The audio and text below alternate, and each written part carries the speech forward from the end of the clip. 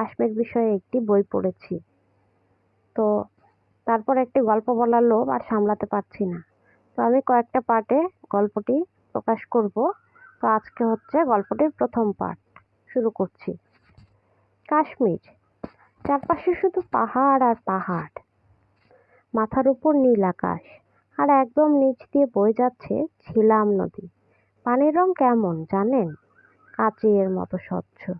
এই নদীর পাড়ে দাঁড়িয়ে একটা ছেলে, নাম আরিফ, ঢাকা থেকে এসেছে। কিন্তু আরিফের মনের ভেতর অন্য খবর। তার দাদার বাড়ি ছিল এই ঝিলামের পরে। 50 বছর আগে দেশ ছেড়ে চলে গিয়েছিল তার দাদারা।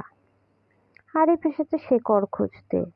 প্রথম দিনই দেখা গেল একটা মেয়ের সাথে, নাম গুলবাহার, বয়স 19 থেকে 20, পরনে ফিরোজা রঙের ফেরান, চুলে খোপা, হাতে কাঠের কলস। গুলবাহার নদী থেকে পানি তুলছিল। আরিফকে দেখে একবার তাকালো, তারপর বলল, আপনি নতুন এখানে? আরিফ মাথা নাড়ল। গুলবাহার হাসলো আর বলল, এই নদীতে যে একবার চোখ রাখে সে আর ফিরে যেতে পারে না। ছিলাম মানুষকে বেঁধে ফেলে। সেই রাতেই আরিফ শুনতে পেল একটা বাঁশির সুর। রাত 2টা, চারপাশে পিন পতন নীরবতা, অথচ দূর থেকে কে যেন বাঁশি বাজাচ্ছে।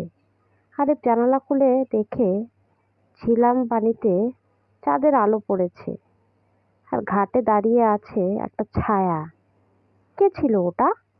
গুলবাহার কেন বলেছিল এই নদীতে মানুষ মরে না, মিশে যায়? জানতে হলে চোখ রাখতে হবে পরের পার্টে। তো সবাই কমেন্টে জানাবেন। ধন্যবাদ।